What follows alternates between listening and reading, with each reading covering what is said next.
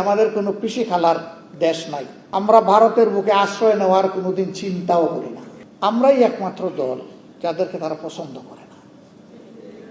তারা বলেছে বাংলাদেশের সকল দলকে ভারতের মাটিতে আমন্ত্রণ, শুধুমাত্র জামাতে ইসলামী লাল কার্ড। আমরা এই লাল কার্ডের পরোয়া করি না। আমরা ভারতের বুকে আশ্রয় নেওয়ার কোনোদিন চিন্তাও করি না। এই দেশ আমাদের দেশ, আমাদের আশ্রয়ের জায়গা 18 কোটি মানুষের অন্তর। ইনশাআল্লাহ আমরা তাদের হৃদয়ে আশ্রয় নিতে চাই এবং আমাদের হৃদয়ে বাংলাদেশকে ধারণ করতে চাই।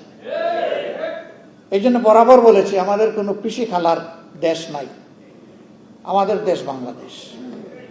এই স্লোগান অনেকেই দেন, কিন্তু বাস্তবে প্রমাণ দিতে পারেন না।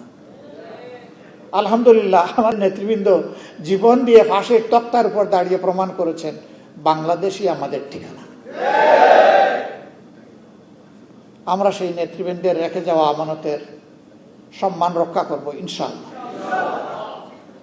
ভারত আমাদের প্রতিবেশী, তাদের সাথে আমরা সৎ প্রতিবেশীর আচরণ করতে চাই এবং তারাও আমাদের সাথে সৎ প্রতিবেশীর আচরণ করছে ওটাও দেখতে চাই।